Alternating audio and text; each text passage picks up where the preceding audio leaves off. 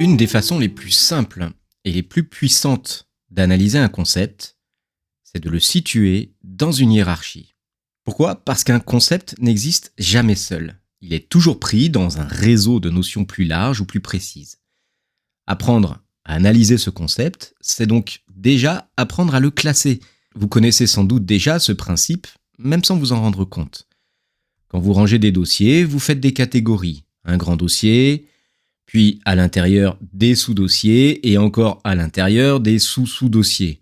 Eh bien, l'analyse conceptuelle, c'est pareil. On part du genre et on descend ensuite vers l'espèce jusqu'à ce qu'on arrive au cas particulier. Prenons l'exemple de la justice. Au niveau le plus large, la justice, on dirait que c'est une vertu ou une valeur.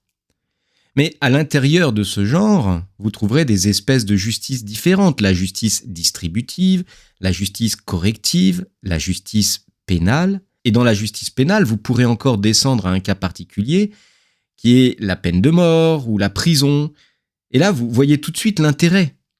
Quand vous savez placer votre concept à l'intérieur d'une hiérarchie, vous comprenez mieux ce qu'il inclut et ce qu'il exclut. Vous savez de quoi vous parlez.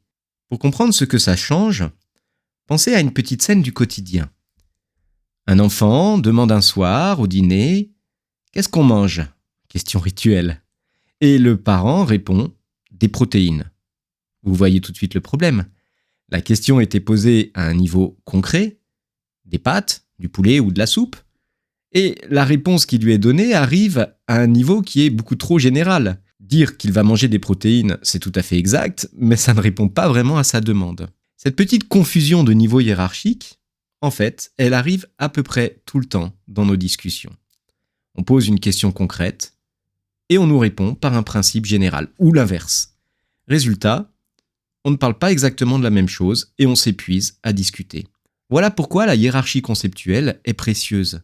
Elle évite ces décalages. Elle vous permet de savoir si vous êtes en train de parler d'un principe large ou d'une sous-catégorie précise ou même d'un cas particulier.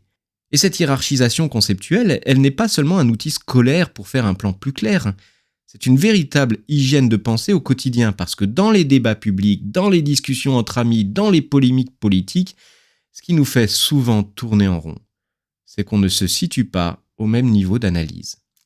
Alors retenez bien, un concept, ce n'est pas une étiquette isolée, c'est une case dans un grand arbre. Et apprendre le principe de l'analyse conceptuelle, c'est d'abord savoir grimper dans cet arbre ou redescendre selon les besoins de votre raisonnement.